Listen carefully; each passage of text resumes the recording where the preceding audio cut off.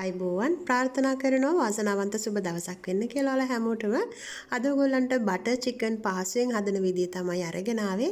ඉතින් එකතු වෙන වීඩියෝ එකත් එක්කලා වීඩියෝ එකට යන්න කලින් මතක් කරනවා ඔයා තවමත් Maleedesilva කියන මගේ YouTube channel එක subscribe කරලා නැතිනම් subscribe කරන්න.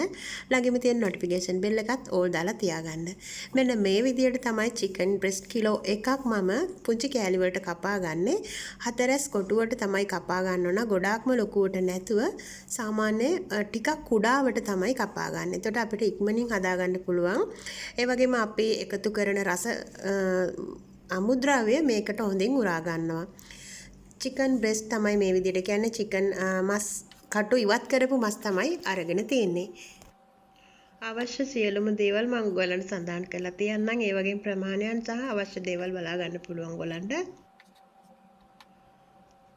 මේ විදිහට කපාගෙන ඊට පස්සේ මේක හොඳින් සෝදලා වතුර බේරෙන්න තියා ගන්න ඕන. පෙරණයකට දාලා හොඳින් වතුර බේරුණාට පස්සේ තමයි අපි මේකට මැරිනේට් කරන්න අවශ්‍ය දේවල් එකතු කරන්නේ.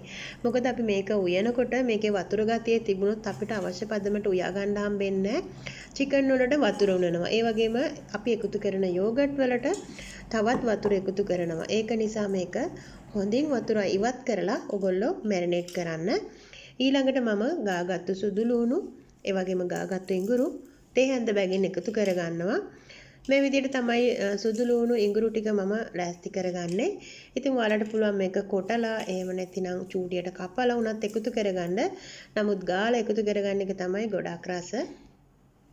යෝගට් කෝප්ප 2ක්, ගරම් මසාලා මේස හැඳි 1ක්, ඒ වගේම කහ හෝ saffron සුට්ටක්, එහෙම නැතිනම් තේ හැඳි කාලක් විතර.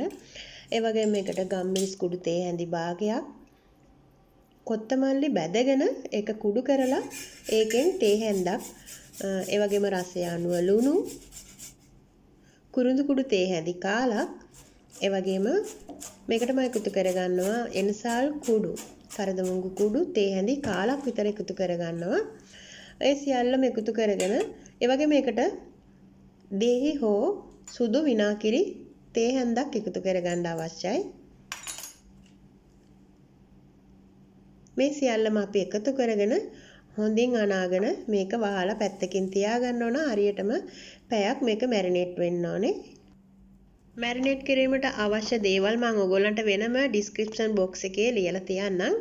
ඒ වගේම ඊට පස්සේ අපිට උයන්න අවශ්‍ය වෙන දේවලුත් ස්ටෙප් 2 කියලා ඔයාලට සඳහන් කරලා තියන්නම් ඊළඟට. ස්ටෙප් 1 තමයි අපි දැන් මේ මැරිනේට් කරන්නේ. ඊට පස්සේ ඔයගොල්ලන්ට මේක පියවරින් පියවර හදාගත්තම අවශ්‍ය දේවල් එකතු කරගත්තම හරිම ලේසියෙන් මේ බටර් චිකන් එක හදාගන්න පුළුවන්. මේකට යෝගට් එකතු කරද්දී මතක තියාගන්න ඕන අනිවාර්යෙන් සුගර් නැතුව තමයි එකතු කරගන්න ඕන. ඒ කියන්නේ පැණි රස නැති යෝගට් එක තමයි අපි එකතු කරගන්න ඕන. ඒ වගේම ඊළඟ සැරේ අපිට උයනකොට අවශ්‍ය වෙනවා පොල් කිරි, එහෙම නැතිනම් කුකින් ක්‍රීම් එක.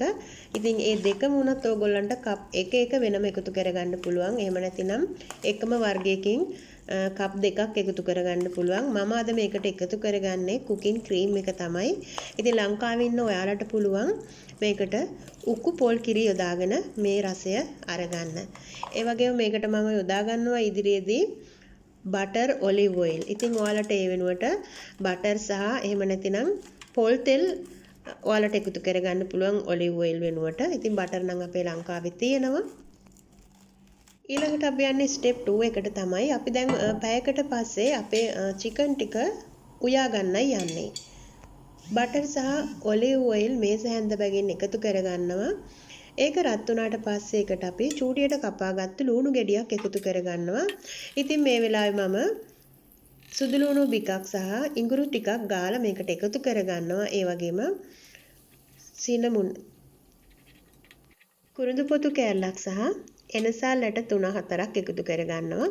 ඒ වගේම මේකට මේ විදියට පැත්තකට එකතු කරගෙන ලුණු ඊට පස්සේ ඒකට තක්කලි පේස්ට් මේස හැඳි 2ක් මේ විදියට බැද ගන්නවා.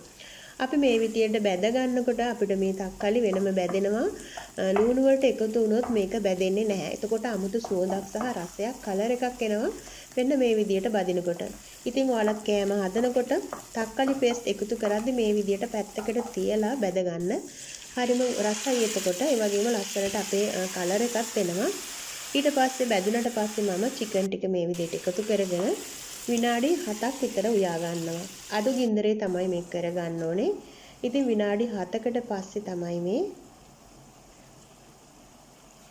විනාඩි 7කට පස්සේ ඔයාලට මේකේ කලර් එක මදි වගේ තේරෙනවා නම් ඔයාලට පුළුවන් මේකට තව තක්කාලි පේස්ට් ටිකක් එකතු කරන්න. එකතු කරනකොට ඒකත් මේ වගේ වතුර දැන් හිඳිලා තියෙන්නේ. මෙන්න මේ විදියට පැත්තකට එකතු කරලා තක්කාලි ටික අපි චුට්ටක් බැද ගන්න ඕන පේස්ට් එක. ඉතින් ඔයාලට පුළුවන් මේ විදියට බැදගෙන ඒ වෙලාවට එහෙම නැතිනම් පප්‍රිකා ටිකක් එහෙම නැතිනම් chili powder ටිකක් උනත් ඔයගොල්ලන්ගේ රසය අනුව එකතු කරගන්න. ඉතින් මේක මිරිස් රසට නෙමෙයි හදන්නේ අරාබි ඩිෂ් එකකට තමයි මම හදන්නේ. ඉතින් ලංකාවේ කෙනෙකුට නම් මේක ශ්‍රී ලංකන් කෙනෙකුට නම් chili එකතු කරලා හදාගන්න. ඉතින් මෙන්න මේ විදියට saffron ටිකකුත් මම එකතු කරගන්නවා. එතකොට අපිට ලස්සන කලර් එකක් එනවා. ඉතින් ඔයාලට ඒ වෙනුවට කහ චුට්ටක් එකතු කරගන්න පුළුවන්. දැන් මේ වෙලාවේ වතුර හොඳින් dry වෙලා තියෙන්නේ. ඒකයි මම ඔයගොල්ලන්ට chicken හොඳට dry කරලා අරගන්න වතුර නැතුව. එතකොට අපිට අවශ්‍ය පදමට මේක මේ විදියට උයා ගන්න පුළුවන්.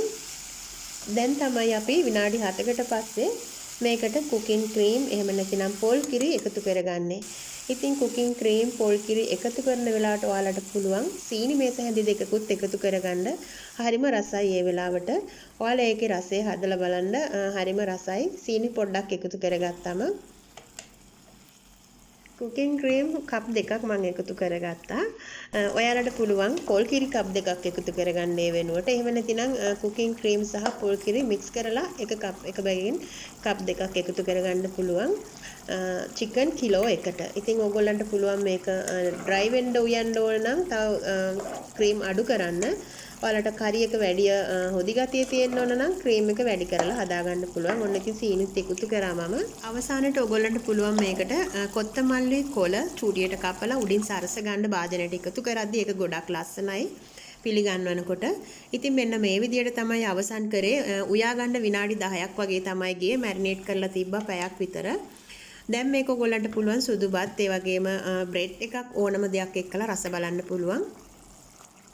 කැකුළු හාලේ බත් ලංකාවයට ඒ වගේ මම හදාගත්තේ ඊජිප්තින් රයිස් එක්කලා හරිම රසයි.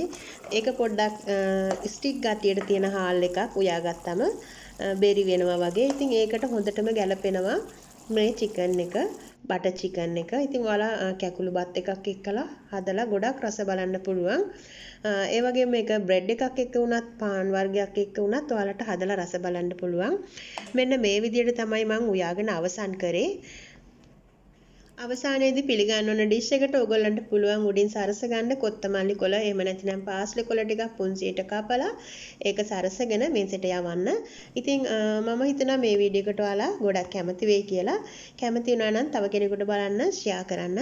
වීඩියෝ එක අවසාන වෙන්නත් එක්ක රැඳී සිටි ඔයාලටත් ගොඩක්ම ස්තුතියි. හැමදාමත් මගේ වීඩියෝ වලට ලයික් කරන, කමෙන්ට් කරන, ෂෙයා කරන ආදරණීය ඔයාලට ගොඩක්ම ස්තුතියි. Don't forget subscribe and like share. Thank you for watching my video. God bless all my friends. See you next video.